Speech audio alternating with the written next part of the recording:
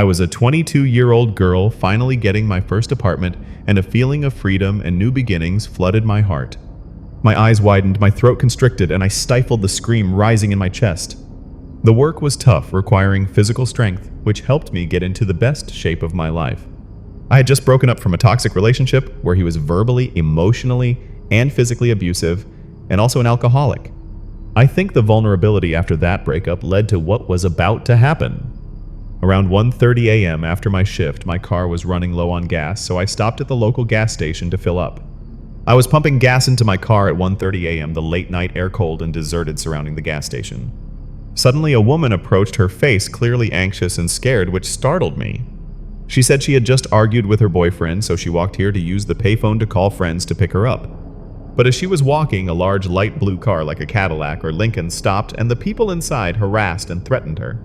She pointed towards the car parked near the trash can, with blurry dark figures inside, at least 2 or 3 people. She looked neat, well-dressed, with no signs of being drunk or on drugs, just genuinely panicked. My mind was a mess, a flood of panicked thoughts. How is this possible? Someone is here in my home. I felt immediate empathy without hesitation. I quickly finished pumping gas and offered to drive her home.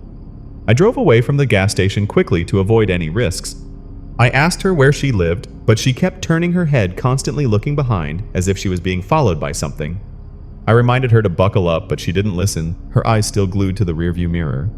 At first, I thought that behavior was just due to fear from what had just happened. After a few blocks, she started looking around inside the car, then suddenly demanded money. Where's your wallet? Where's your purse? I need money. You have to give me money. A heavy feeling in my stomach, I realized I might be getting robbed, my heart pounding. I told myself my old Chevette car and work clothes didn't show I was rich, but the situation was still very scary. Then she turned her head again, shouting, "There they are! They're there!" This time, her voice was no longer scared, but triumphant. Despite the extreme fear, I tried to stay calm, reaching for the phone, my voice with my boyfriend still pretending to be cheerful. I quickly glanced in the rearview mirror and saw the light blue car right behind following us. She started laughing loudly, bouncing in her seat, completely changed. "My boys are going to hurt you. They're going to hurt you bad." Her maniacal laughter echoed in the car while she rummaged through the glove compartment and back seat looking for things. She even described the horrible things they planned to do to me, which gave me goosebumps. In my head, I realized I should have driven straight to the police station or called for help from the gas station, but at that moment I just felt intense anger. I remembered the upcoming intersection with the traffic light that had just turned yellow and the spare utility knife in the driver's side door compartment from work. She still hadn't buckled up, that was my chance. I stopped thinking, floored the gas pedal, and sped towards the intersection. The car shot through the intersection just as the light turned red and the oncoming traffic started moving, blocking the blue car. She screamed in protest, but I slammed on the brakes violently. "I dropped my phone, honey. Let me take a quick shower," I said quickly, ending the call to avoid alerting him. She, without a seatbelt, was thrown forward, hitting the dashboard and windshield hard with a resounding crack. When she bounced back into the seat, I already had the utility knife ready, holding it close to her face. I screamed crazy angry words to protect myself. I screamed insane threats, holding the utility knife close to her face, my voice echoing with anger and fear. She panicked, fumbling for the door handle, her eyes wide in the darkness. With the strength from my rage, I pushed hard and shoved her out of the car, the door flying open as the car was still moving. She rolled onto the roadside with a piercing scream, disappearing into the night. I floored the gas and sped away, my heart pounding, not daring to look back. I turned sharply at the next corner, the tires screeching loudly, the passenger door still wide open. I turned a few more times to make sure I wasn't being followed, my breath coming in ragged gasps in the confined space. The bathroom was right next to the bed, and I walked towards it softly, each step like treading on thorns. Finally stopping the car, I quickly slammed the passenger door shut and checked my surroundings. Changing my route, cutting through town, and then getting on the highway home, trying to stay calm, but my hands were still shaking. About 5 minutes on the highway, my body started shaking uncontrollably like a sudden fever. I pulled the car over to the shoulder, sat there taking deep breaths to regain my composure, cold sweat pouring out. When I was better, I continued driving home, my eyes still constantly checking the mirrors. At that time, I was staying temporarily with my sister after the breakup, so I told her everything that happened. My sister hugged me tightly, both comforting and scolding. "You were so stupid. Why didn't you drive straight to the police station?" I felt a strange relief, like being unburdened even while being yelled at. That incident left me stunned, going from an act of kindness to the brink of life and death in just a moment. That light blue car still haunts me thinking about what could have happened if I had been a second slower. I slammed the bathroom door shut and locked it, the click of the lock echoing. I realized life can change in just a moment, and kindness can sometimes lead to deadly danger. My mind can never forget the terrifying transformation of that woman. Now I want to tell another story, something I once thought was just an urban legend. That was in the fall of 1993 when I was 20 years old working as a night shift nurse. Around 2 a.m. it was freezing cold, the small streets deserted. I was driving home only a few miles from work through the quiet streets. Suddenly I saw a man lying face down on the road. My heart tightened due to my nursing instinct. I thought he had fallen, so I slowed down to check. But then I suddenly realized I was just a small girl, unarmed, very vulnerable. Instead of stopping, I decided to call 911 while driving past him. Turning on the shower to create loud running water masking any movement, I looked around for an escape route. Stopping at the end of the street, waiting for the red light, I reported to the operator, "There's a person lying in the road, needs help." Suddenly a loud banging on the driver's side window echoed bang bang, making me scream. A man was punching the door and shaking the locked door handle, my eyes wide with horror. I looked in the rearview mirror. The man lying on the road was now gone. Still talking to the operator, I shrieked, "I'm so scared," then floored the gas and sped through the red light. Quickly explaining the situation to the operator, they told me to just keep driving, not to go home right away. I drove around for a few minutes to calm down, then was instructed to return. Stopping the car near my house, I didn't see any sign of him, but my heart was still pounding. The operator said a patrol car would be there. I gathered my things to go inside.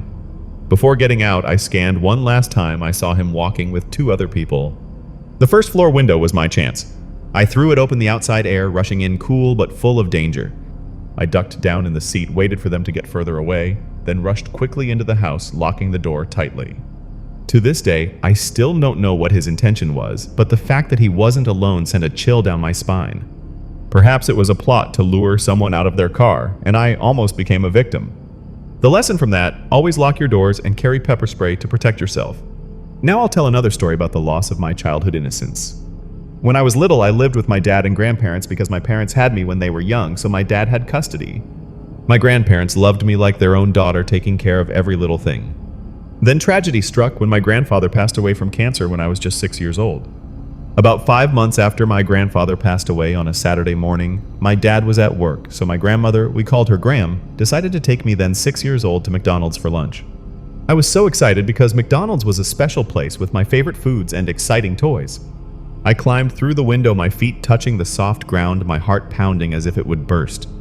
Only about a mile and a half from home we got there, quickly ordered our food, and sat down at a table to eat. At that time, the restaurant was deserted. Only my grandmother and I were the only customers eating inside. About 10 minutes later, a disheveled-looking man walked in, making the atmosphere suddenly feel strange. He ordered food, and then sat down at a table diagonally across from us, to the left, his eyes darting around the restaurant. This area was quite affluent middle class, so he looked out of place with his dirty and messy appearance.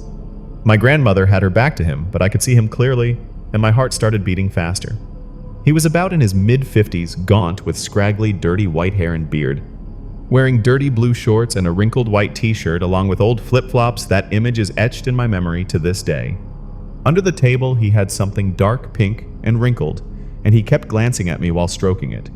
I remembered the lessons from kindergarten about stranger danger and bad touch, and I got goosebumps. As soon as I was outside, I immediately called the police, my voice trembling. Someone broke into my house. Slowly, I realized his actions were wrong, something that shouldn't be happening in public like that. A feeling of nausea rose, and I was so worried I didn't dare say anything right away, afraid he would hurt us. If Dad were here, I would have told him immediately because he was my hero, but now it was just Grandma. To avoid looking, I held up my Happy Meal box to cover my face, trying to focus on the toy inside. I still had half my meal left, but I couldn't swallow anymore, my throat dry and my hands shaking. My grandmother asked, "Are you full?" I just nodded because I was small for my age and not finishing my food was normal. She suggested going to the playground, but I shook my head, whispering, "I just want to go home." She cleared the table and we left a heavy atmosphere hanging over me. When we got home, I still felt uncomfortable, like something was clinging to my neck. My grandmother asked, "What's wrong, little crumb?" her voice gentle. The apartment was on the first floor, easy to access, and the main door automatically locked securely every time it closed. They told me to wait in a nearby hiding place, so I ran across the street hiding behind a car. I burst into tears and told her everything about the man, and what I saw, tears streaming down my cheeks. She didn't panic or yell, just hugged me tightly, saying, "It's okay, Grandma, we'll take care of it." She told me to go play in my room, wiped away my tears, and gave me a cool glass of blueberry Kool-Aid. To comfort me, she sent our dog Patches with me. He lay beside me like a little bodyguard. When I was out of earshot, she called McDonald's reporting the man and the incident. The manager confirmed he was still there and promised to handle it, then called back later. An hour later, the call came. They had reported it to the police, and officers arrived quickly and arrested him. It was horrifying to learn that when the police asked him to stand up, he was still exposed. McDonald's sent us coupons enough for a month of free Happy Meals, but I didn't find them fun anymore. That memory still haunts me to this day, like losing a part of my innocent childhood. The summer sun was still bright, creating a strange contrast with the fear engulfing me. That experience taught me about fear and trusting my instincts that strangers can hide evil. My grandmother, with her calmness and protection, was the real hero in my eyes. Now I'll move on to another story which happened in the remote countryside of Australia. I was 29 years old at the time, 4 years ago, meaning when I was 25, living in a simple wooden house on a farm in the outback north of Geraldton, Western Australia. My little son and I lived alone most of the time because my husband worked rotating shifts at a mine up north, often away from home. The place we lived was truly remote, with no nearby neighbors, making everything eerily silent all the time. There was no cell phone signal. Only the television was the only way to connect with the outside world. The humble wooden house had only one window located right above my bed in the bedroom. That window was tiny, with an old wooden frame, no curtains, and was stuck tight, unable to open or close. Worse still, there was a 2-inch gap under the window frame that couldn't be sealed. I called my boyfriend, sobbing, "I need you, hurry." My husband and I had tried to fix it the day before he left for work, but we gave up. A few nights after my husband left, I was ironing clothes in front of the television, trying to kill time. My son was sleeping soundly on my bed. The house plunged into darkness, except for the living room light. I needed to get more clothes from the laundry room, so I walked down the hallway past the bedroom. As I peeked in to check on my son, I saw the window above the bed gently shaking, as if someone was trying to open it. Looking down, I saw 2 hands pushing through the 2-inch gap under the window frame. That image is etched in my mind forever. The dirty fingers were trying to lift the frame, and my heart felt like it stopped from horror. I screamed really loudly, the scream echoing throughout the house, waking up my son. Instinctively, I hugged my son tightly, grabbing the phone with my other hand. Running into the bathroom, I locked the door, my breath coming in gasps and cold sweat breaking out. He arrived before the police, holding me tightly, bringing a little warmth amidst the nightmare. I immediately called the police, my voice trembling as I told them what was happening. Thinking back, if I hadn't walked past the bedroom at that exact moment, things might have been much worse. That gap and our isolation made me realize how vulnerable we were. Now I want to tell another story from when I was 13 years old, much older than I am now. Our neighborhood was peaceful and safe, but there was a questionable neighborhood right before it with 4 bars on the 4 corners. My parents were very strict, always checking out my friends and their families before letting me go out. At 13, I was allowed to go to the community youth center on Friday nights. Admission was only $3. It was open from 7 p.m. to 10 p.m., and it was about a quarter of a mile from my house.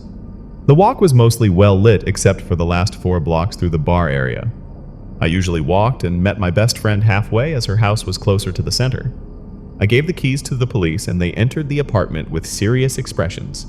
One Friday evening after the center closed, I was walking home alone after parting ways with my friend. With 6 blocks left to home, I noticed a guy walking parallel on the other side of the street as if he was following me. I wasn't sure, so I decided to test it by stopping and pretending to look at a store window. Through the reflection in the glass, I saw him stop too. I did that a few more times, and he still copied me, which sent a chill down my spine. When I reached the neighborhood with the 4 bars, which was crowded with motorcycles and noisy people drinking, I felt safer. He continued to follow me until then suddenly turned around and stopped as if that area was a boundary. I ran home as fast as I could, worried about being late for curfew. I decided not to tell my parents, telling myself that nothing had happened, maybe it was just my imagination. The following week, the same thing happened. He followed me home again. The minutes of waiting stretched like hours. I held my breath watching from a distance. I told my best friend, and she offered to have her mom drive me home, but I refused because I didn't want to lose the privilege of walking. Even so, I rationalized that he hadn't done anything, so maybe it was okay. Around that time one evening, as I was walking home from the youth center, I was stopped by a group of bikers from the bar. A woman in the group who seemed quite friendly asked me why I was walking home alone so late. I explained that I had just come from the youth center, my voice slightly shaky from being startled. After that time, they would just wave at me whenever they saw me, never stopping again, which made me feel a little safer. But then the following week, the strange man reappeared, still following me as usual. This time he crossed the street heading straight towards me, making me freeze in place from fear. I saw him clearly for the first time. An older man, about 6 feet tall, not overly built, with black hair and blue eyes, not very scary looking at first. But as he got closer, I felt something strange, so I started backing away, my heart pounding. Then they appeared 2 police officers leading out a gaunt man looking tired with wild eyes. I was very close to the bar area where there were people who could help, so I turned around and ran as fast as I could. He chased after me shouting, "I just want you to be my daughter." His scream echoed in the night, making me sob, my legs running without daring to look back because he was slowly catching up. I screamed loudly, "Don't come near me!" the shout echoing through the dark streets. As I ran into the bar area where neon lights flickered and music was loud, I felt someone grab my arm. I struggled, hearing men shouting around me, my mind hazy with panic. Then a familiar voice rang out, "Stop, I've got you," and I realized it was one of the bikers. I froze, looked up, then collapsed, sobbing, a feeling of safety washing over me like a wave. The other bikers had held him down, and someone called the police immediately. My parents came to pick me up, hugging me tightly instead of scolding me, saying everything would be okay. He didn't resist, just followed listlessly. I don't know what happened to him afterward. I just hope he got help so he wouldn't harm anyone else.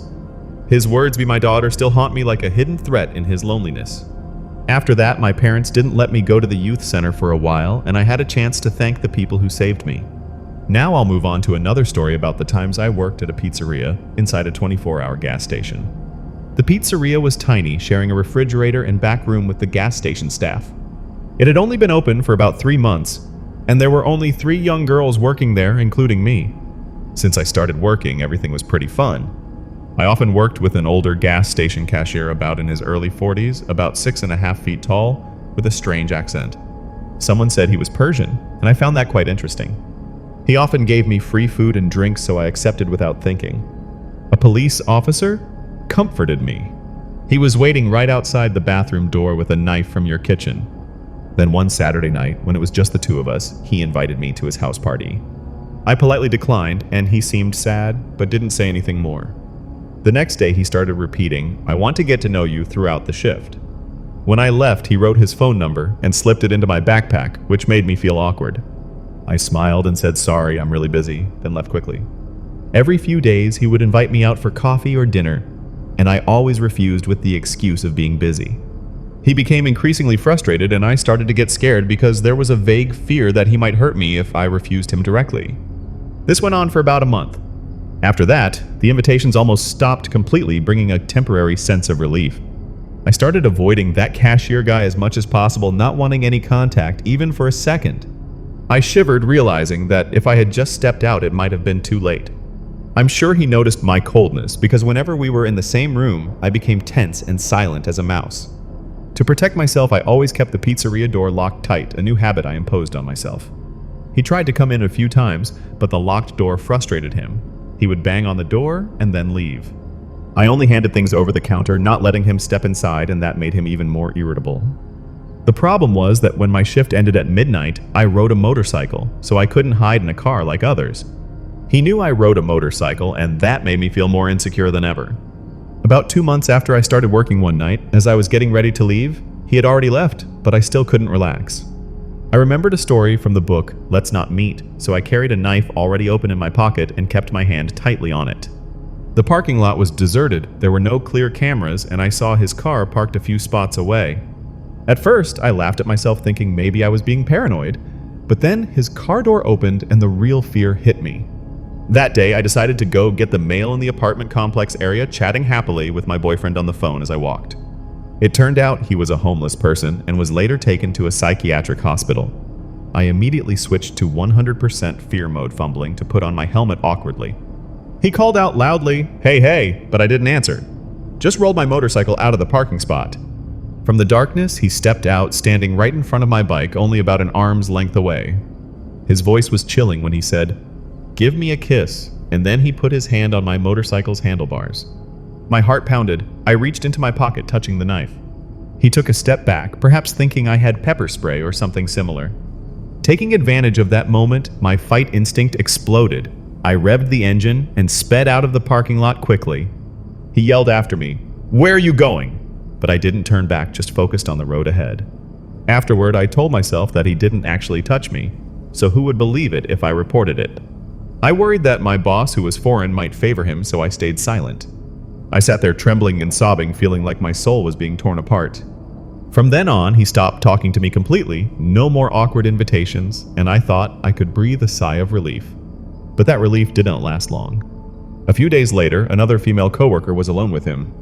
Before that, he had called her derogatory names like fat girl or ugly chick, and I regretted not speaking up sooner. When she went into the refrigerator room to get milk, he was there. While she had her back turned, he approached and harmed her. An act I can't detail, but it was terrible. She was too scared to resist, and I don't know much more because she didn't want to talk about it. I felt immense guilt thinking that if I had reported him sooner, maybe that wouldn't have happened. Ultimately, he was fired immediately and was about to return to his home country in Iran. I felt helpless not knowing what to do to help her, and now I can only share this to warn others. My boyfriend moved in the very next day to protect me and be by my side. Creepy gas station cashier, let's not meet. I'm not scared anymore because I've learned to be stronger. Now I want to tell another story from my childhood. At that time, I was just a 10-year-old boy, and now in my late 50s, I rarely think about those days. My child, the youngest, told me about this website, and it brought back memories of someone I never want to meet again. Around my 10th birthday, life changed due to family circumstances, but that birthday itself was the best day ever. My mom had secretly saved up to buy me my own bicycle, and I was overjoyed beyond words. That bicycle to me was a symbol of freedom and the first personal possession in my life. Before that, I only borrowed my older brother's bike or hitched a ride on the back seat or handlebars of my friends' bikes, always feeling like a wanderer. Our family wasn't well off. We lived day to day on hard-earned money, so a gift like that was truly a luxury. It reminded me that even when life is tough, there are still small moments that bring great joy. My dad was completely different. He worked constantly but seemed to drink more than he worked. He was drunk almost all the time, and when he was sober, he was rarely home. We, my mom, my siblings, and I, all liked the days he was away, because everything became peaceful, the atmosphere in the house as light as the air after a storm. When he came home, we knew to stay away, keep quiet, and act as if we didn't exist because any word or movement could ignite his anger. We lived on the outskirts of a small town, at the end of a long, dusty road without many neighbors. The closest house was about a mile away, a large farm with vast fields. I was good friends with the kids from that house. They were my age and went to the same school, and their mom was sweet, always inviting us over to eat and drink. Their dad was the complete opposite of my dad. I never saw him drink, yell, or hit anyone. That family was living proof that not all dads were like that, and it made me dream of a different life where fear didn't creep into every corner. My 10th birthday was a beautiful memory, even if it was just a brief moment. Mom made a big cake for the whole family, my older brother and 2 younger sisters. She led me to the back of the house into a shed she had kept hidden, and that's when I saw the bicycle. I screamed with delight, hugged Mom tightly, kissed her cheek, and told her she was the best person in the world. I rushed out onto the road, riding the bike up and down, feeling the wind on my face like it was blowing away all my worries. It was a wonderful moment where I could forget the everyday hellish life where everything seemed like it could be better. Even so, the image of the stranger hiding under the bed with the knife ready still haunts me every night. But that joy didn't last. A few days later, as I was riding my bike home after running errands for Mom in town, I saw my dad's truck speed past, heading straight for the house. A feeling of anxiety immediately rose because he rarely came home that early. Usually it was after work or midnight when the alcohol had taken hold. As I rode into the yard, yelling was already coming from inside. My mom was trying to reason with him, her voice trembling but firm. His voice drowned hers out, full of anger and chaos. Then a crashing sound echoed like furniture being smashed, making me freeze outside the door. I didn't want to go inside, but then my sister's cries rang out high-pitched and painful, followed by Mom's crying. My older brother was luckily at the neighbor's house, so I knew I couldn't abandon everyone. My brother's bike. And when I asked Mom, she confessed she had secretly saved up to buy it for me. He went crazy for real, perhaps because he was in a multi-day drunken stupor. The sour whiskey smell from his breath hit me, proving he had been drinking continuously. He thought my brother was hiding something, so he was smashing up the house to search like a wild animal out of control. Within the short 5 minutes from when he sped past me on the road until I got home, everything had been destroyed. Furniture was scattered everywhere. The sofa overturned, lamps and pictures shattered. He pushed me so hard I flew into the wall, pain spreading throughout my body as I fell to the floor. Looking up, I saw him rush into the kitchen and smash the leftover birthday cake against the back door as if venting all his anger on that joyful gift. My sisters were curled up in the corner of the room, holding each other tightly and sobbing, while my mom sat there, tears mixed with blood streaming down her face. I couldn't take it anymore. This was the first time I had seen my dad in such a terrible state, and the fear made everything blurry. I ran out of the house, jumped on my new bicycle, and pedaled as fast as I could towards the neighbor's house. We didn't have a phone, so I thought about borrowing theirs to call the police. That was the only hope. But he didn't let me go easily. As soon as I got out of the driveway, I heard the front door slam open, accompanied by his shouts for me to come back. "Where do you think you're going?" his voice echoed in the air. I pedaled with my head down, my eyes fixed on the road ahead. But then, I heard the roar of a truck engine behind me. Looking back, I saw him backing out and speeding after me, his headlights glaring like devil's eyes. My heart pounded as the neighbor's house appeared in the distance. I pedaled with all my might, but his truck was closing in, and I knew I was about to be hit. In that life-or-death moment, instinct told me to jump off the bike, throw myself to the side of the road, and roll into the field. I tumbled to the ground, my body aching, but quickly got up and ran across the field towards the neighbor's house. His yelling still echoed, but I didn't care anymore, just focused on running. A few minutes later, I arrived, pounding on the door like a madman. The neighbor's mom opened the door, startled and stepping back when she saw me, my face bruised, my body trembling, tears welling up in my eyes. She pulled me inside, called her husband in, and I started stammering out everything. My older brother and his friend also came in from outside, and when my brother heard what happened, he immediately wanted to run home, but the neighbor's mom stopped him and called the police. The police promised to come right away, but 10 minutes passed and there was no sign of them. I was extremely worried about my mom and sisters not knowing what was happening at home. Finally, I begged the neighbor's dad to drive me back. He, knowing our family's situation well, agreed. On the way, we passed my bicycle lying abandoned by the side of the road like a shattered symbol of brief joy. As we drove along the road, about halfway there, my bicycle was lying there abandoned on the shoulder. It was completely mangled. The frame twisted, the wheels bent, the tires flat like a pile of scrap metal. I realized immediately my dad had run over it with his truck. Sadness washed over me like a wave, tears welled up again, not just because that precious gift was now gone, but mainly because of the horror of thinking that if I had still been on the bike, I might not be alive anymore. That was the moment I realized how lucky I was, but also when fear engulfed me, making me tremble. We continued driving home, and when we arrived, my dad's truck was gone, leaving behind an empty and terrifying space. The neighbor's dad explained to me what happened after I ran away. My brother had run home, grabbed a baseball bat from the side of the house, and without hesitation, he rushed into the living room. He hit my dad hard on the knee, making him scream in pain. Even so, he still managed to get my mom and sisters into a locked room to hide. Despite the injury, my dad still crawled. How did he get in without anyone knowing? That question keeps the fear from ever fading. Out to the truck and drove away, leaving behind the wreckage. Just a few minutes later, the police arrived after the neighbor's dad called. They surveyed the scene, looked at the wreckage, and listened to the story from us. About an hour later, they found my dad at a bar in the next town over. It was easy because he was the local notorious drunk, and the bar was always the first place they checked. He was arrested right there, handcuffed, and taken away without resistance. That night, the neighbor family invited us to stay at their house for as long as we needed, and my mom, despite her embarrassment, expressed her deep gratitude. We only stayed there for a few days, just long enough for Mom to arrange everything. She decided to leave town, moving in with her sister, my aunt, a few hundred miles away. That was the first step towards building a new life away from the shadow of the past. I never saw my dad again after that night, and honestly, I wasn't sad about it. He didn't stay in jail long, and after we moved in with my aunt, he called and wrote letters trying to convince Mom to come back.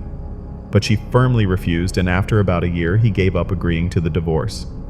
At that time, I was young, so I didn't pay much attention to the legal procedures. I just focused on the new life where there was no longer daily fear. We stayed with my aunt for a few years, and Mom started working to save money, buying her own house. My older brother, who was about 16 or 17 at the time, also earned extra money from his job. As for me, I found a paper route to earn my own money. Thanks to that, I saved enough to buy a new bicycle. Not a gift from anyone, but the result of my own effort. Life became better than ever, with peaceful days free from the shadow of anger and violence. But those memories still haunt me like a scar that never heals. The trauma from witnessing and enduring domestic violence, the fear of my drunken father's rage, and the protective actions from my mom, brother, and neighbors, all were harsh lessons. The destroyed bicycle symbolized loss and brokenness, while the new bike represented hope and a new beginning. That's why I never want to see him again. That father, he is a ghost of the past, someone I hope will never appear in this life again. Now I want to move on to another story from when I was very young, about 4 years old, around 1992 or 1993. I'm trying to find more information or articles about this because it was a big event in our town. This story involves an old man named Jack. Everyone called him Mad Jack.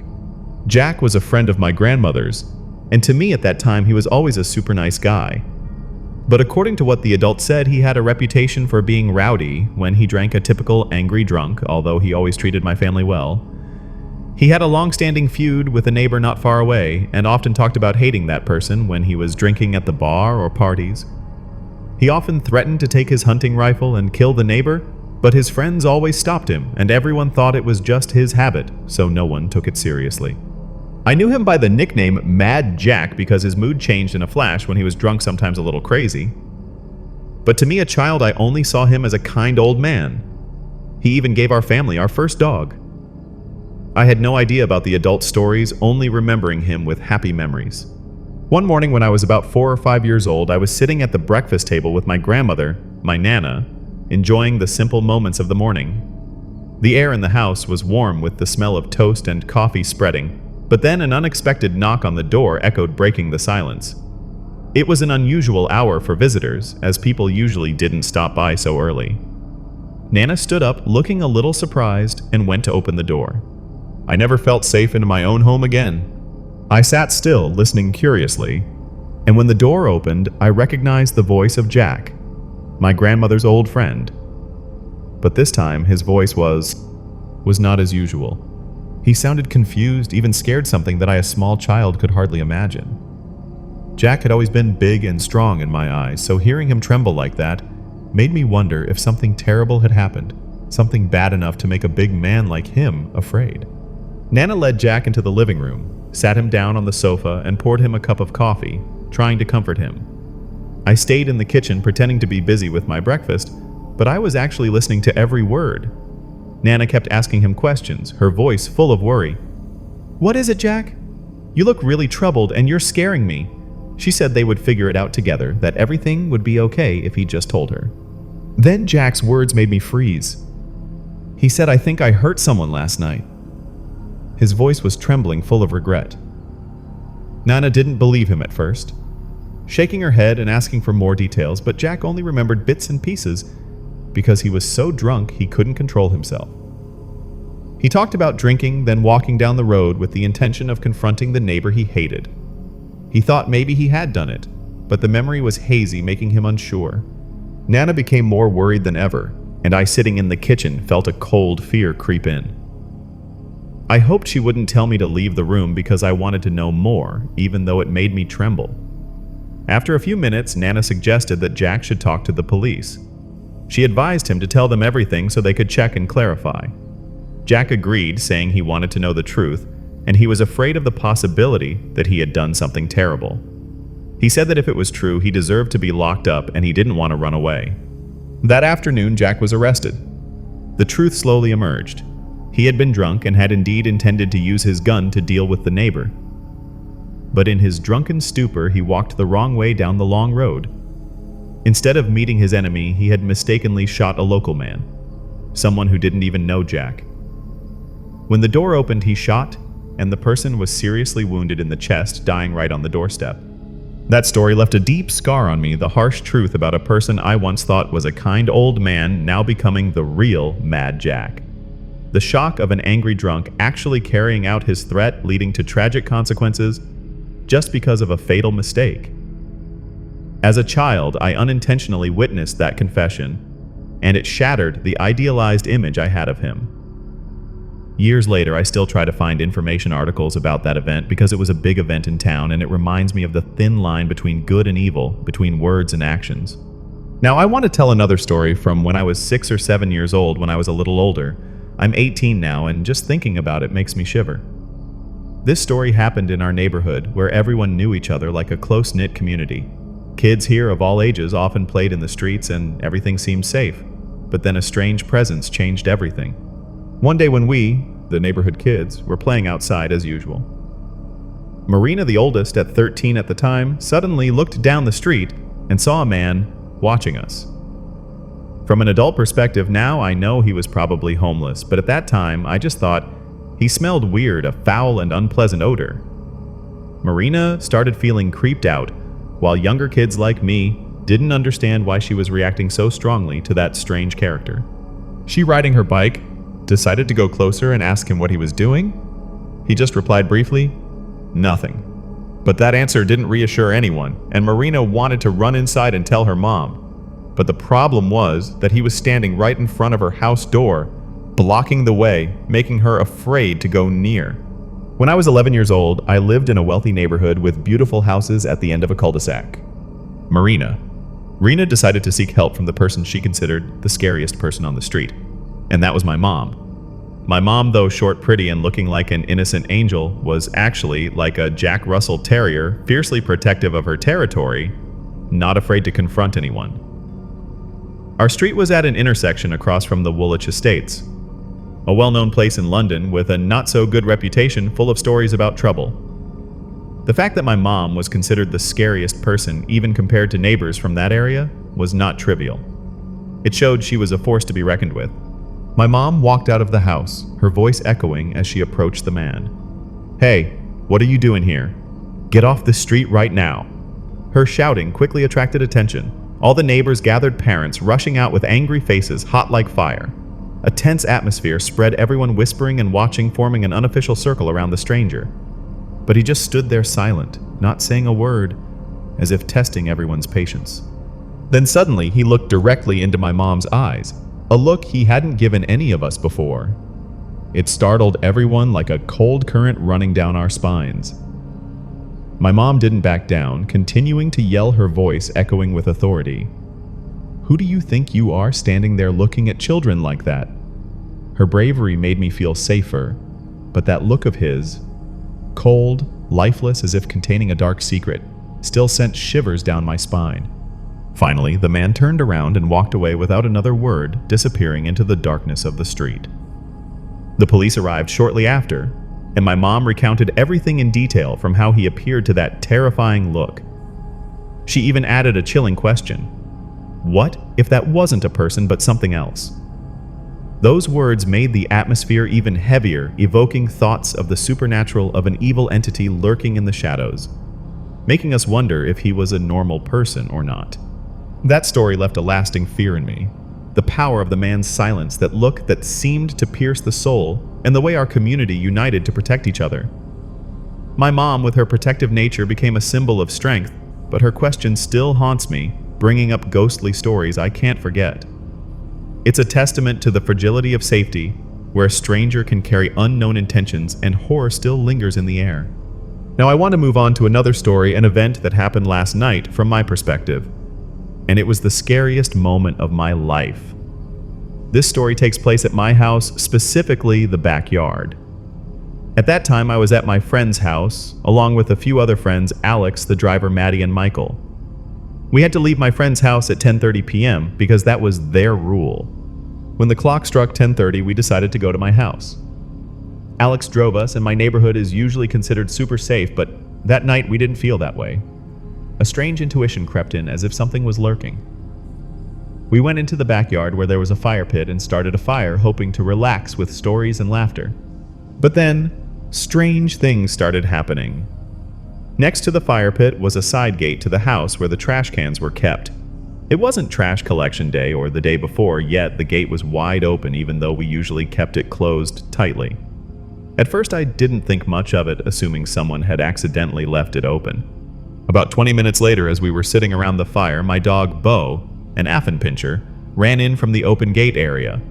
I wasn't too worried because there was another gate at the end of that area that was still closed, and the area on the other side of the house only had some old bicycles and toys. Then I heard We were near the beginning of the main road, while the houses further down looked more luxurious. Strange sound, like digging or scratching something. I thought it was Pepper, the other cockapoo, so I stood up, turned on the flashlight on my phone, and walked towards that area. The sound stopped as I got closer, and my friends asked what I was doing, but I didn't answer, just focused on the darkness. Turning the corner, I didn't see anything, so I told myself it was probably a raccoon jumping over the fence. Bo ran back from that area with a piece of bloody tissue in his mouth. We were all shocked, a cold feeling spreading down our spines. Michael tried to rationalize someone probably just had a nosebleed.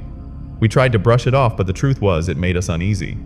Then as we were talking by the fire, I saw a light turn on in my brother's room. He had gone to college a few weeks before, didn't have a car, and was being hazed there as part of a ritual, so there was no way he was home.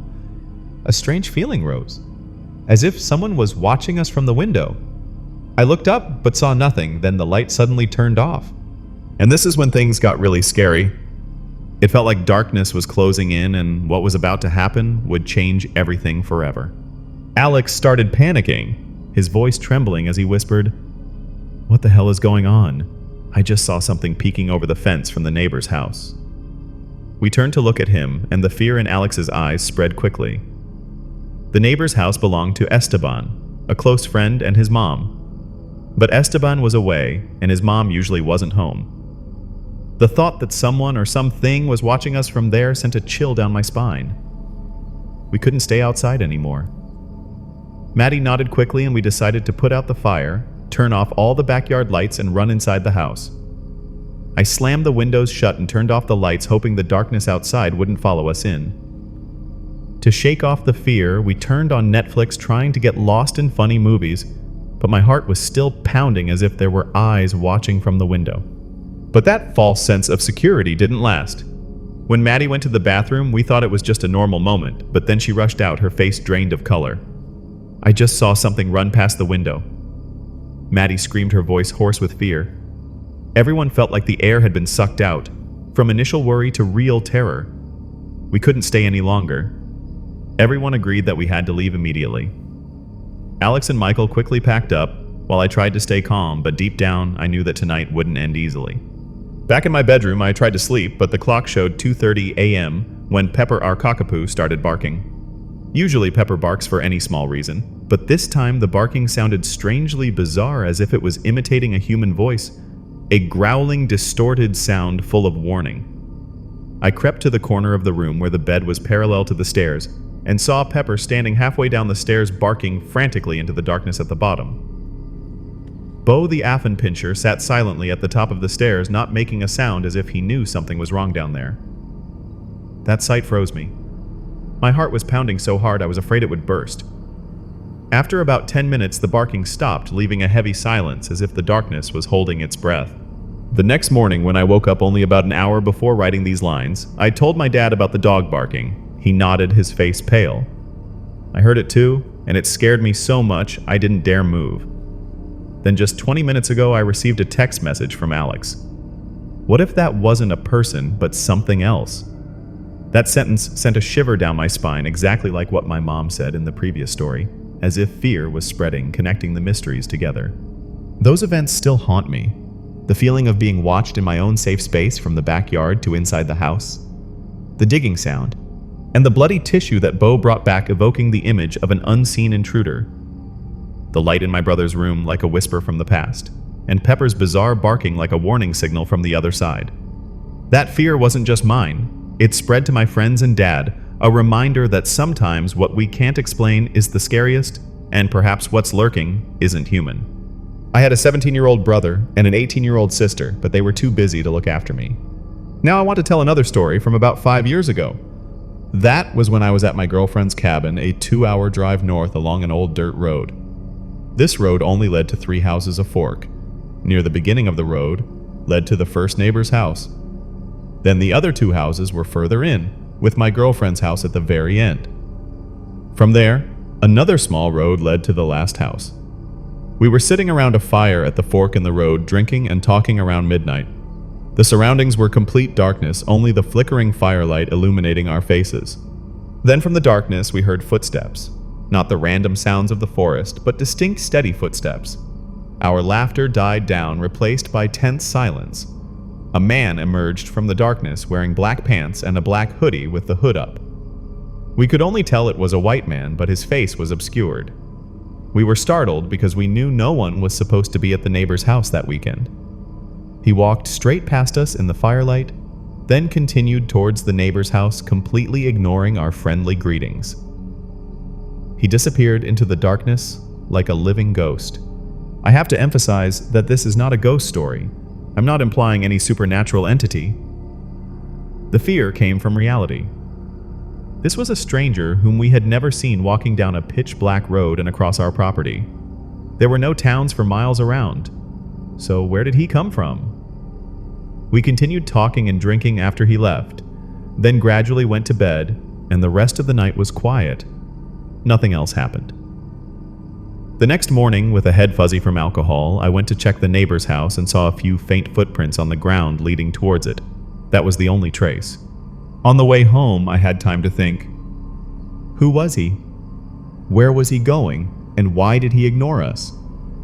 That question is still there, creating a lingering unease, because in such a remote place, the appearance of a stranger shattered the feeling of safety, making me wonder if there were mysteries lurking in the darkness. I never experienced anything strange at that cabin after that night. It was just weird. The ending to that story leaving a vague unease, as if the darkness is still waiting for another chance to return. Now, let's move on to another story. This is number 1 on my list. One of the scariest experiences from my childhood. That was when I was 8 years old, and every summer or near Tet Lunar New Year, our family would drive to visit relatives in Mexico. We usually departed from North Texas around 6 p.m., aiming to arrive at 2 a.m. the next morning. The previous trips were normal, just long roads and family stories, but this trip, everything changed. When we crossed the border into Mexico, that's when things got strange. We were on the only highway through the desert where darkness enveloped everything. Only the stars twinkled, and the shadowy forms of cacti were visible. At first I thought seeing another car on this deserted road was normal. Anyone could be going in the same direction for a long time.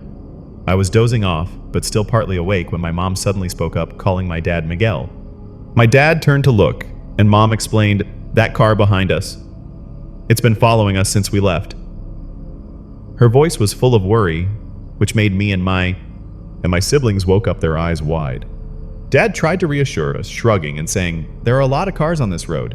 He's probably just going to Reynosa or another city." He tried to act calm to ease the tension, but I could see Mom still keeping a watchful eye, constantly checking the car in the rearview mirror. Instead, I had Jane, a girl their age, who often babysat me. Gradually we, my siblings and I, became super aware of that car. It became our only source of entertainment in a scary way, always lurking behind, sometimes getting closer, then backing off again. We tried not to think about it, but its presence was like a ghost, making the air in the car heavy. Then Mom suddenly exclaimed, "It's getting closer." We looked back, and indeed the car was tailgating as if it was stalking us. Mom called Dad again. "It's too close." "Miguel?" Its headlights glared into our windshield, creating a blinding halo in the darkness. In the middle of the deserted road, it now looked truly terrifying. No houses, no one else, just the desert and hours more until dawn. Dad didn't do anything special. He didn't slow down, stop, or speed up. He just maintained a steady speed, hoping everything would be okay. But the next 30 minutes were the most tense I had ever experienced. That car kept getting closer and then backing off as if the driver was playing a cat-and-mouse game, knowing we were scared and perhaps enjoying it. Finally, when the car backed off a bit, Mom saw a police car parked on the side of the road ahead. She shouted, "Stop right in front of the police car, Miguel!" Right now, Dad immediately complied and we pulled over. The pursuing car continued to speed past, not stopping, disappearing into the darkness.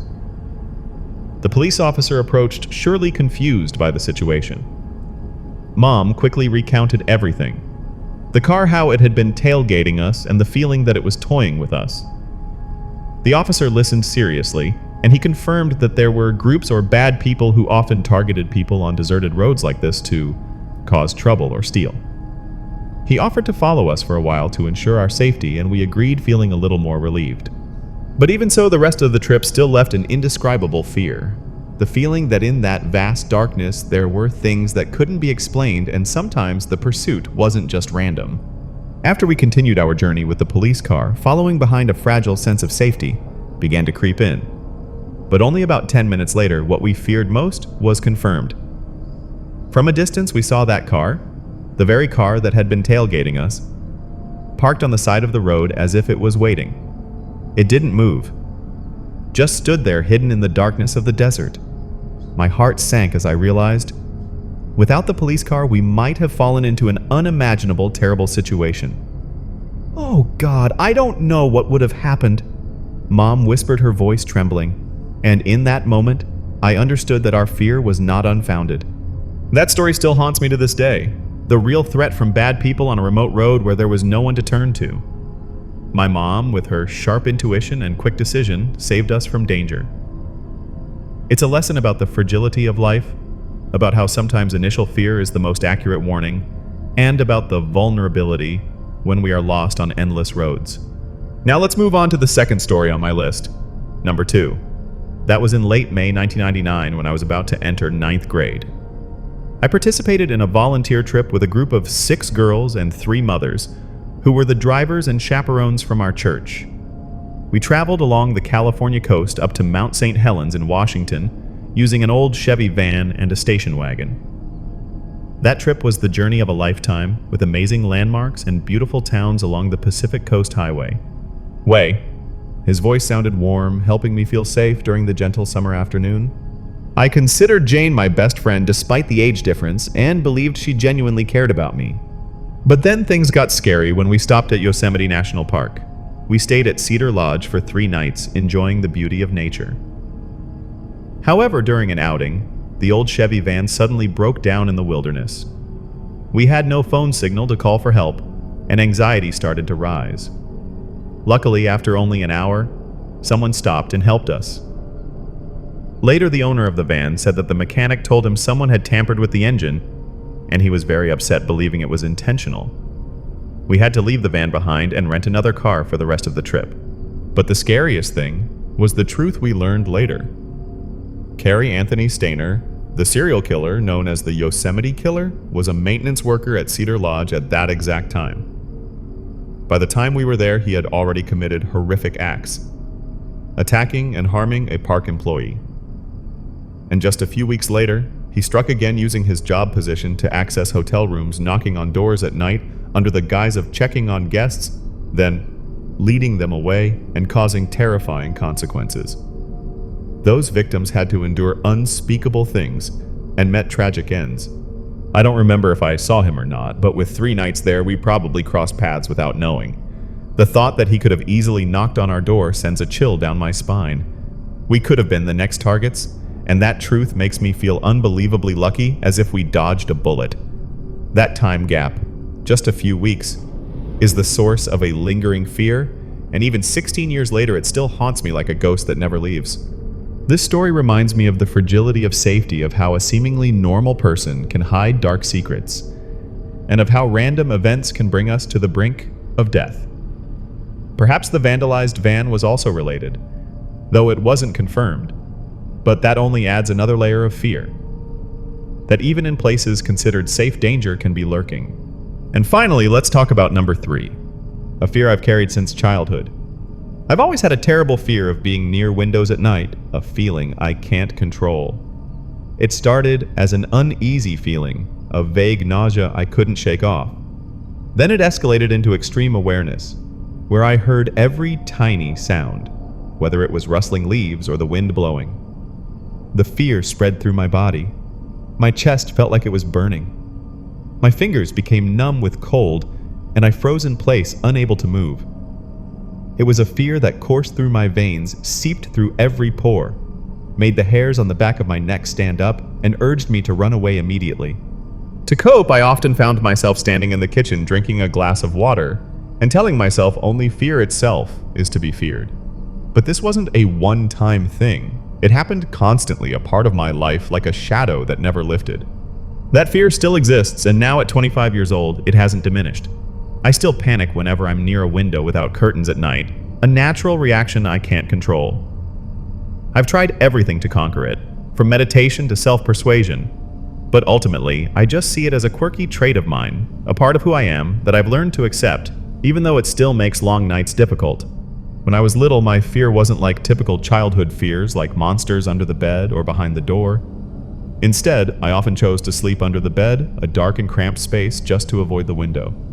That was how I tried to show my parents that something was wrong, even though I didn't know how to express it. When my parents checked on me, their figures appearing through the window or the bedroom door, I would fall into a state of panic. Complete panic, my heart pounding, my body rigid. Once they even worried so much they thought I was missing because of my strange behavior. But being an independent child, I never told them about that fear until recently. I kept it as a private secret, afraid it would make things worse. Recently, during a conversation with my mom about ghost stories, I decided to open up. My mom rarely told ghost stories, but when she did, they were truly captivating and vivid. I thought this was a good opportunity, so I told her about my fear of windows at night, describing it as a paralyzing and strange fear with vague dreams, but unrelated to ghosts. I hoped she would comfort me or share a similar story, but immediately I regretted it. Oh, I wish she had just kept telling ghost stories. One Saturday evening, everything changed when Jane couldn't babysit because she had her first prom. She looked straight into my eyes, paused for a long time, then said in a low voice, "When you were little, we had to put up curtains for your bedroom window." She explained that at first they didn't think it was necessary because the thick trees blocked the view from the street. But then one night, Anthony and Mike, acquaintances from church, were driving home after Bible study. Their headlights shone on my bedroom window, and they saw a man standing on the street looking into your room through the window. The look was described as a simple look, but unbreakable, as if he was deliberately watching. They called my parents as soon as they got home, and my parents immediately called the police. When the police arrived, the man was gone, and they only found a piece of camera casing on the ground. My parents decided not to tell me because they didn't want to scare you. That truth left me speechless. The thought that that man was probably standing on the corner every night when I was a child just staring and watching is the most terrifying thing I can imagine. It explains my persistent fear turning an invisible anxiety into a real memory, and I can't stop wondering if he took pictures. A thought that sends shivers down my spine. This story leaves a deep scar. The invasion of privacy and safety in my own home, the horror of being watched by a stranger, and the possibility that my fear was not unfounded. It reminds me that sometimes what we fear most originates from reality, and the darkness outside the window can hide real dangers, causing anxiety that lasts a lifetime. Now let's move on to the fourth story on my list. Number 4. It was an experience that happened just last month when a close friend and I, both male, 23 years old, decided to go on a 2-night backpacking trip in the Adirondack Mountains, New York. Both of us are familiar with nature, often camping, hunting, and fishing, so this trip was considered an exciting adventure. We hiked about 5 miles into the deep woods to a small lake and set up our tent on a small sandy beach by the lake. This area wasn't crowded, so we didn't expect to see anyone else.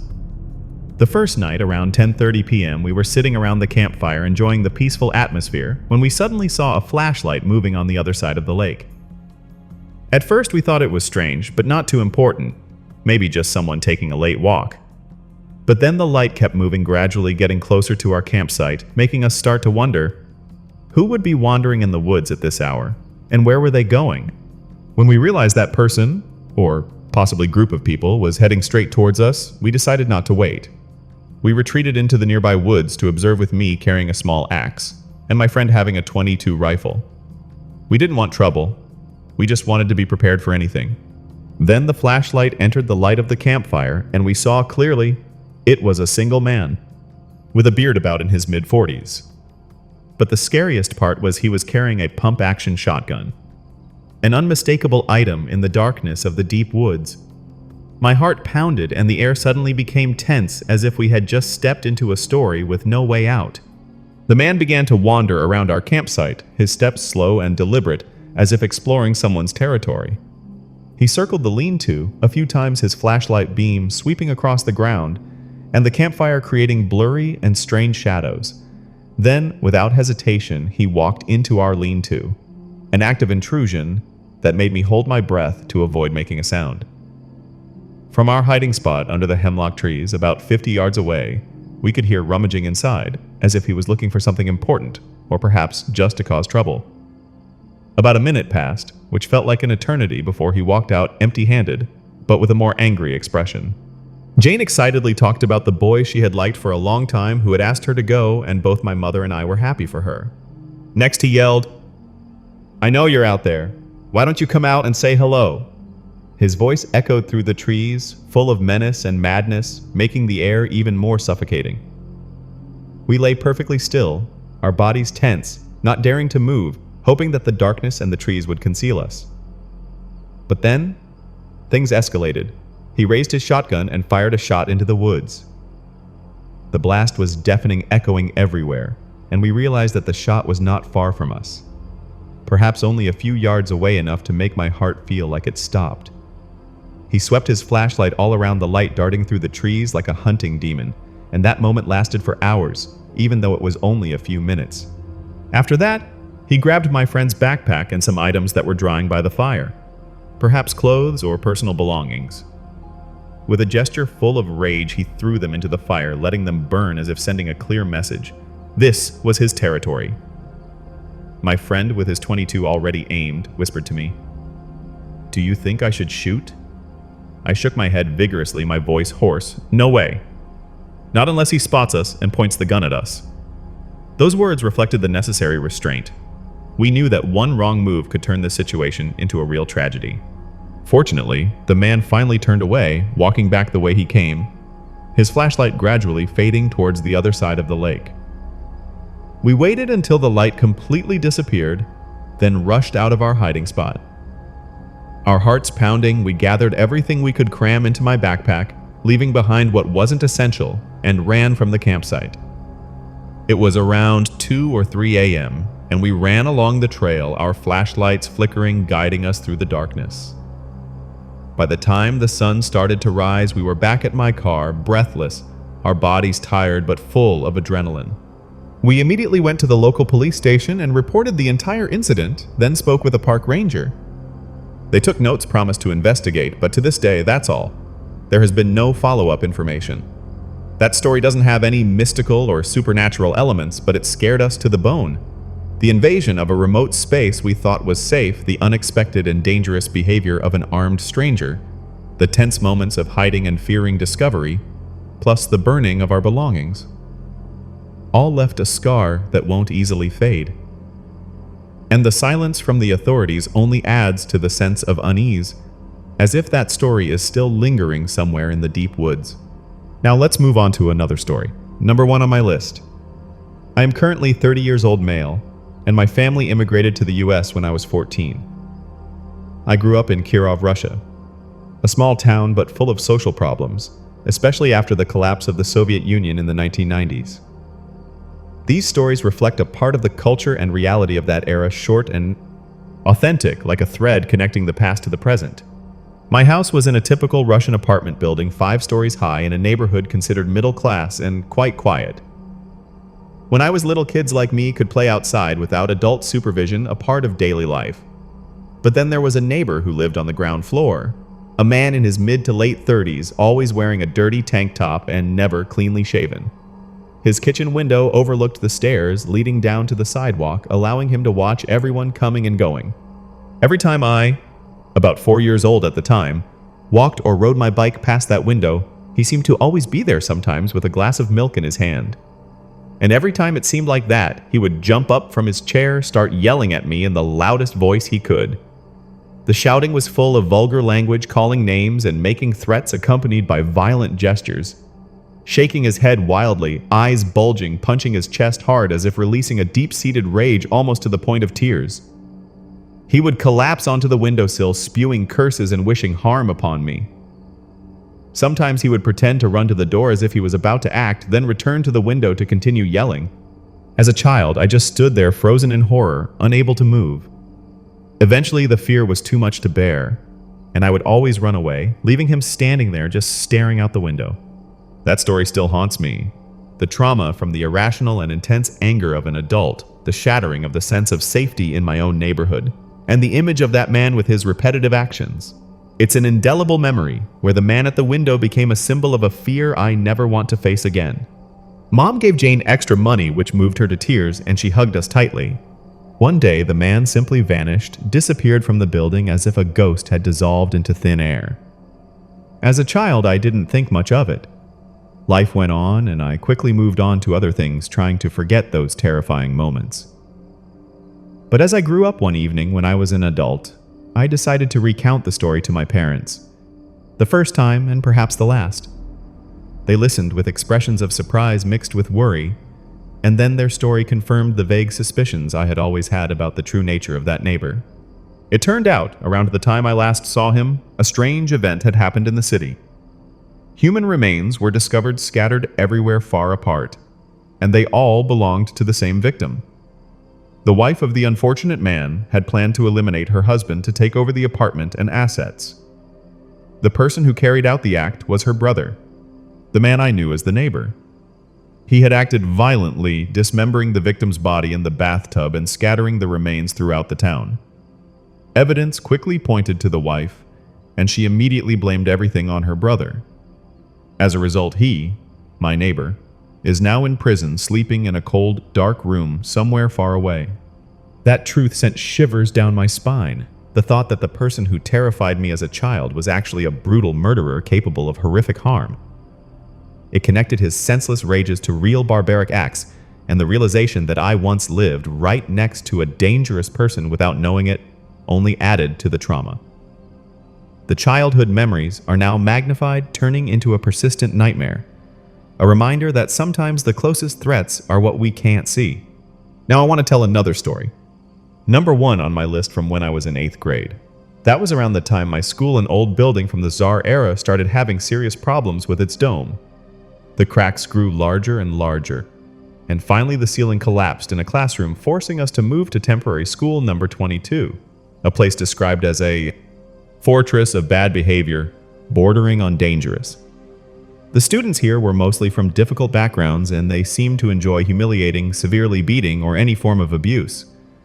At that time in my country, street fights were commonplace, and they rarely stopped at a mild level. Broken bones, head injuries, comas, even death were normal outcomes. One day, as my friends and I were talking in the hallway between classes, we were approached by a big bald kid along with his group of friends, the usual troublemakers. He said they were sick and tired of students from our school, and we were going to be severely attacked after school.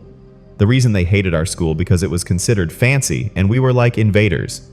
He warned that all of them would be there and it would be a memorable show. We knew he wasn't kidding. He had a certain authority and was feared by everyone with the ability to fight anyone who annoyed him, and he wasn't alone. We immediately told our teachers, and they allowed us to leave secretly 20 minutes before school ended. We gathered, put on extra warm clothes for the winter, and decided to walk to the bus stop together, sticking close for safety. I got on. The bus stood by the window, and as the bus drove past the school, I could clearly see the schoolyard, a sight forever etched in my mind. On the white snow in front of the main entrance, there was a large crowd of about 200 to 250 people, mostly male, dressed in black, forming a giant circle. In the middle, 2 people were fighting, one with his arms wide open, provoking, while the other looked like he didn't want to be there. That scene with the dark circle on the white snow was a symbol of organized violence, making me feel helpless as I could only watch from afar. This story left a deep scar. The witnessing of brutal violence in a school environment, the confirmation that the threat was real, and the horror of seeing someone being forced to participate. It's a reminder of the fragility of safety and the feeling of helplessness when facing the darkness of human nature. After witnessing the horrifying scene in the schoolyard, I couldn't forget it, and the subsequent details only deepened that fear. I learned that the gathering was a big event, as if someone had invited everyone to participate in a terrifying plan. When they discovered that my friends and I had left early, as soon as the school bell rang, they didn't give up. Instead, they decided to take it out on one of their own, picking a poor kid and harming him to the point where he had to be hospitalized in intensive care. Our school was small, so our disappearance only redirected the violence, a reminder that in that world, safety was the most fragile thing. But my parents needed a babysitter because they had an important work party they couldn't cancel. But the story doesn't end there. It leads me to another memory, a part of my childhood that I've tried to bury deep in my mind. This is a transition, as if the ghosts of the past are pulling me into another spiral. I remember an event from my childhood when I was younger, and my father, whom I once respected despite his weaknesses, turned into a storm of rage. Some details are blurred in my memory, but the core remains clear like an unhealed scar. My father suddenly turned to me, grabbed my shoulders tightly, and yelled in my face with a voice full of anger, making me feel like the whole world was collapsing. My mother tried to intervene, begging him to let me go, but he turned sharply and acted violently, making her step back silent in her pain. I can't describe the details. I just know that moment shattered everything. The reason for that anger stemmed from a small thing. He saw me on a bicycle that wasn't my brother's. He questioned my mother about its origin, and when she confessed that she had saved up, quietly, to buy it for me, he lost control. I suspected he was in a heavy drinking phase. The sour smell of alcohol hit me, suggesting he had been drunk for 5 to 6 days. He thought my brother was hiding something and started tearing the house apart to search. In the short time from when he passed me on the road until I got home, everything had been destroyed. Furniture was overturned, lamps and pictures were shattered everywhere. He pushed me into the wall, and when I fell to the floor looking up, I saw him rush into the kitchen and smash the leftover birthday cake against the back door. My sisters were huddled in the corner of the room crying and holding each other, while my mom, with a wound on her face, was also in tears. I couldn't stay another second. In the most terrifying moment I had ever witnessed my father, I bolted outside, jumped on my new bicycle, and sped towards the neighbor's house. They didn't have a phone, but the neighbor's house did. I planned to call the police for help. I had just left the driveway when I heard the front door open, my father's voice, yelling for me to come back. I didn't stop, just focused on pedaling faster, my heart pounding. Then the sound of his truck engine starting up echoed, and when I looked back, I saw headlights getting closer. He was chasing me. The neighbor's house was ahead, but the headlights were getting closer and closer, making me know that he would hit me if he could. In an instinctive reaction, I jumped off the bicycle, fell to the side of the road, and rolled into the field. I quickly got up and ran across the field towards the neighbor's house, hearing his yells behind me. But I didn't care anymore. When I looked back, he had turned his truck around and was driving home. A few minutes later, I arrived, pounding on the neighbor's door in a state of panic. The neighbor's mom opened the door, startled, and stepping back because she saw me sobbing, trembling, looking nothing like myself anymore. She pulled me inside and called her husband. While I was telling the story, my brother and his friend walked in from the back, and in just a few seconds, he had rushed out the door towards home. The neighbor's wife called the local police, and they promised to send someone immediately. That story, like so many others, left a deep scar. The violence from loved ones, the destruction of uncontrolled anger, and the feeling of helplessness when running away. It's a reminder that sometimes the greatest dangers lurk within our own homes, and escaping them requires not only physical strength, but also mental strength. In the 90s, finding a babysitter was mainly through referrals, so Mom heard about a girl named Becky who had just moved near Jane's house. About 10 minutes passed, but there was still no sign of the police. The wait made me even more anxious, imagining what might be happening to my mom and sisters at home. I begged the neighbor, who knew my family, to drive me back there. He agreed, even though he knew the risks, because he understood that I couldn't wait any longer. On the way back, when we were halfway there, we passed my bicycle. It was lying there completely mangled, as if it had been crushed by a strong force. I realized immediately my father had used his truck to hit it.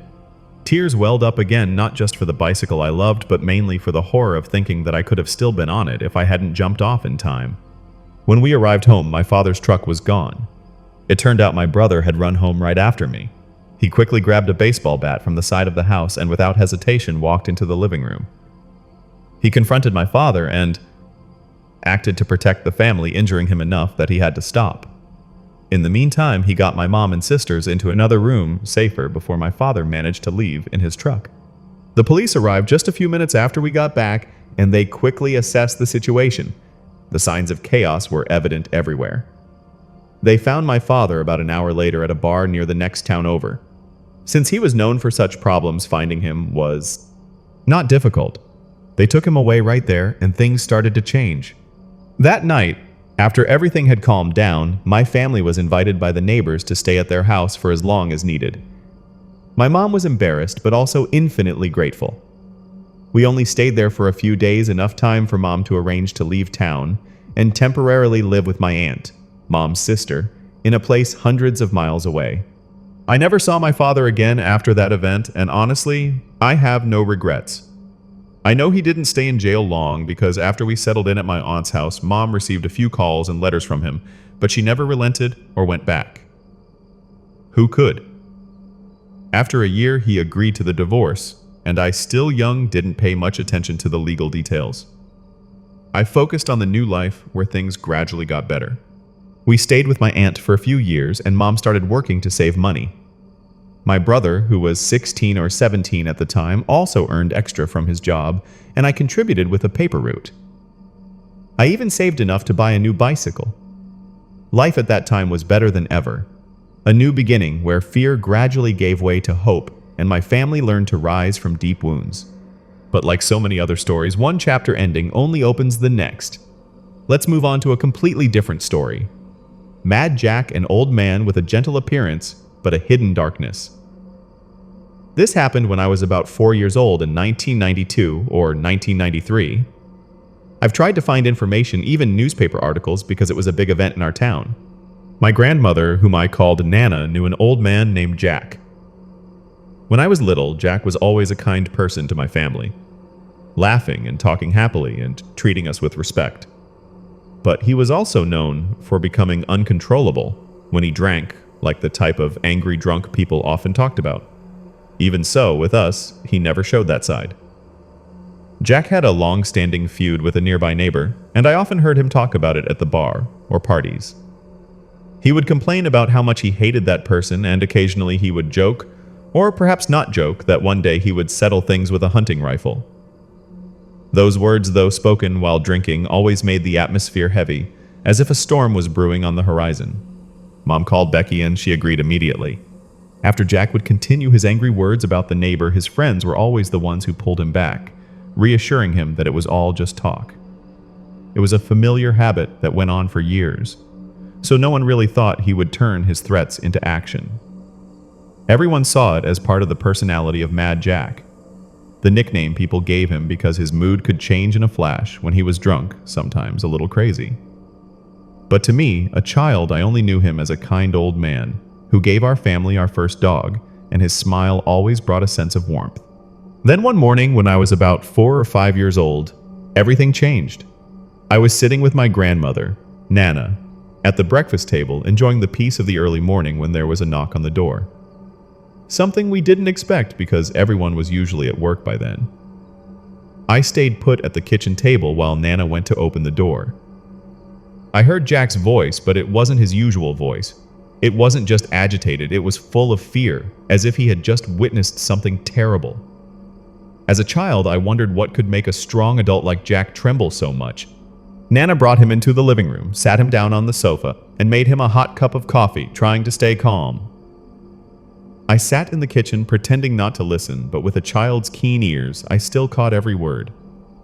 Nana kept asking, "What is it, Jack? You look really troubled and it's scaring me. Tell me we'll figure it out together." Quickly. Then from the other side, I heard clearly, "I think I killed someone last night." Those words were like a cold wind blowing through, making Nana immediately deny it, not believing her ears. She asked for more details, but Jack only remembered bits and pieces because he was so drunk at the time. He said he had gone to the house of the neighbor he hated with the intention of dealing with him with a gun, and now he was afraid that he had done it. Nana was extremely worried seeing Jack sitting there, tears in his eyes, while I still listened, hoping no one would send me away. After a few minutes, Nana said, "Jack, if you really think you've harmed someone, you should talk to the police.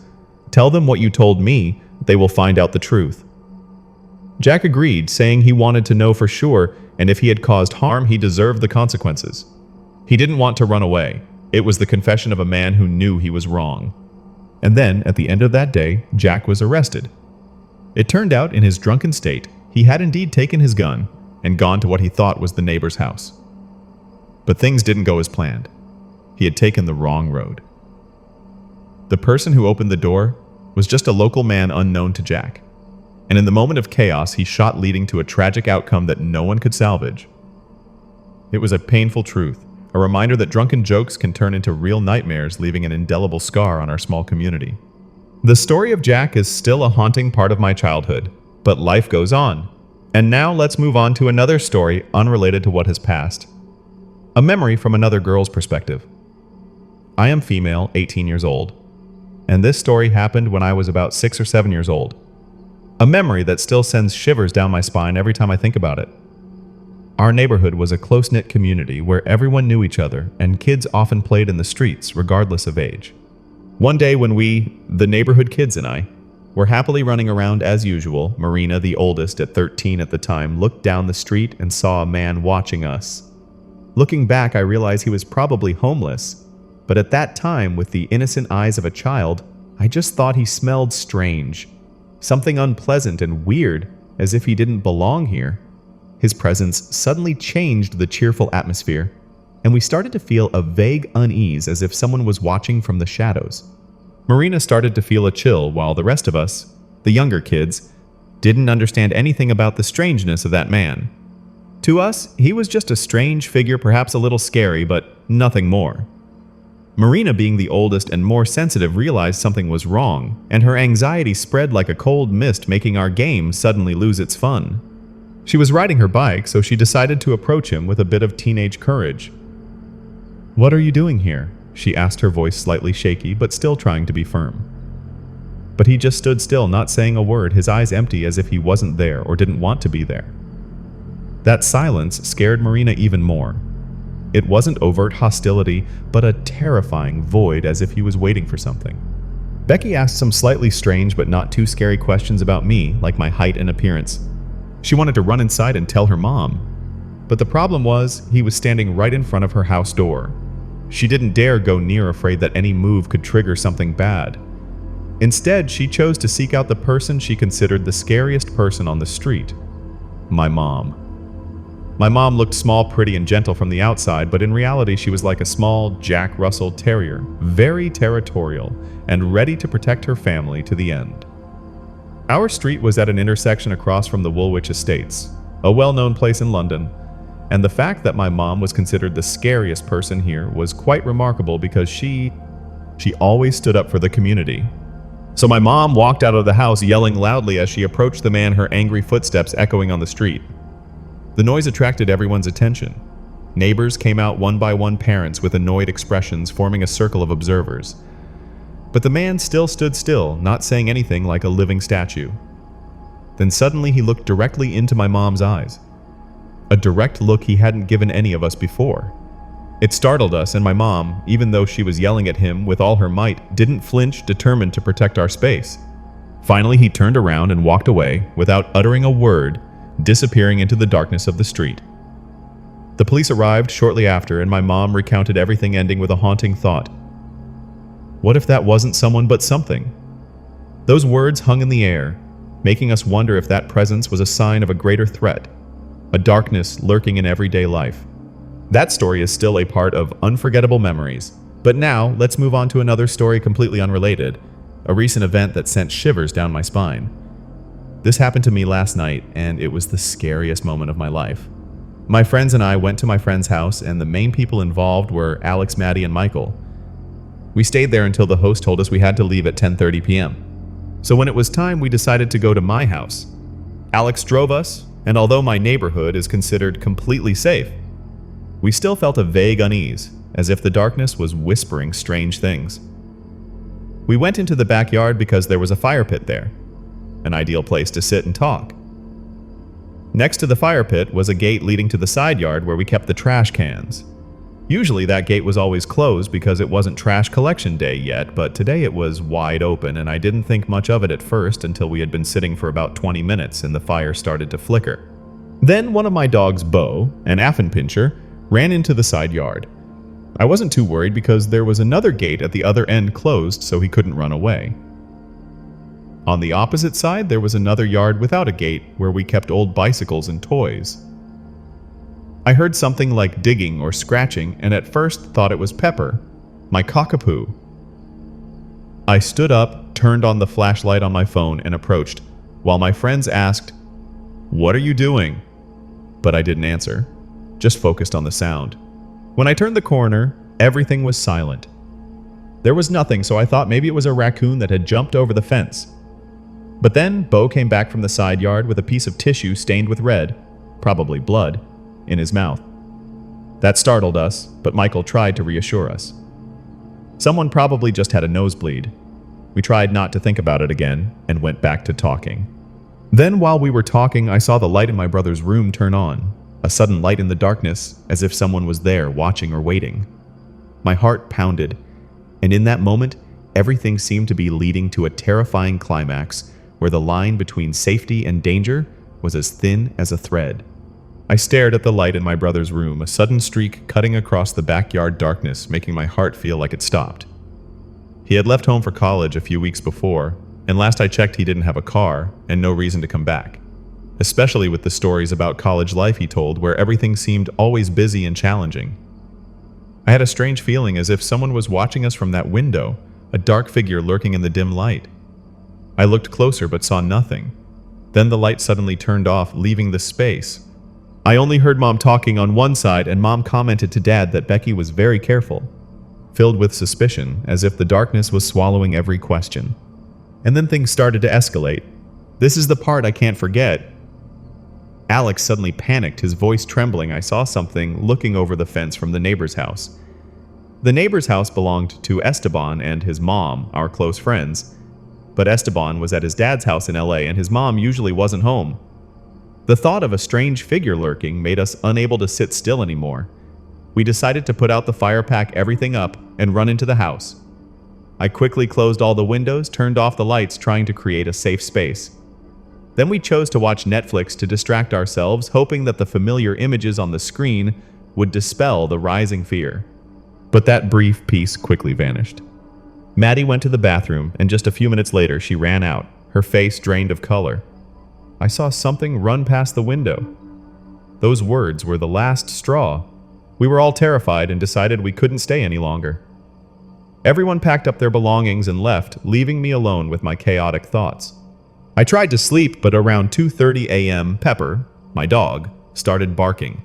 Pepper usually barks for any small reason, but this time the barking sounded strange, more like a human voice than a dog's, full of warning and tension.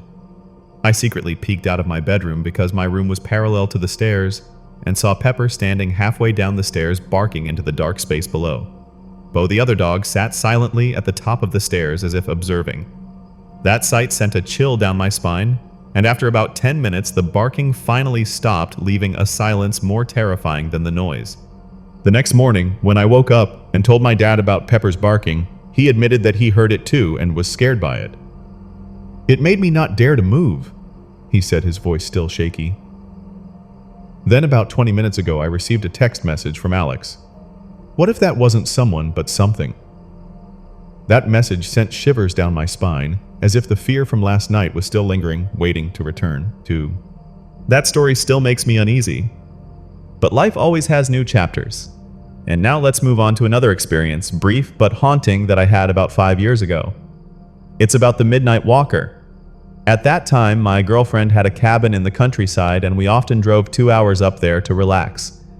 The dirt road leading into that area split into 3 properties with a turnoff leading to the first neighbor's house and the other 2 properties further in.